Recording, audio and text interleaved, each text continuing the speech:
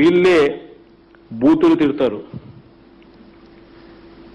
ఎవరు కూడా మాట్లాడలేని అన్యాయమైన మాటలు, అన్యాయమైన బూతులు. బహుశా నేను ప్రతిపక్షంలో గతంలో ఉన్నాను, కానీ ఏ రోజు కూడా ఇటువంటి మాటలు బహుశా ఎవరు కూడా మాట్లాడినారు.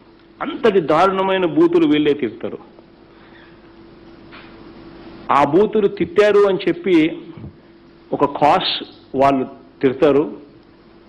దాని మీద రియాక్షను ఎవరో మనల్ని అభిమానించే వాళ్ళు, మనల్ని ప్రేమించే వాళ్ళు ఆ టీవీ చూసేటప్పుడు ఆ బూతులు చూడలేక, ఆ తిట్లు వినలేక ఎవరికో బీపీ వచ్చి అభిమానస్తులు ఆప్యాయత చూపించేవాళ్ళు ఒక రియాక్షన్ అనేది రాష్ట్ర వ్యాప్తంగా కూడా కనిపిస్తుంది. ఆ రకంగా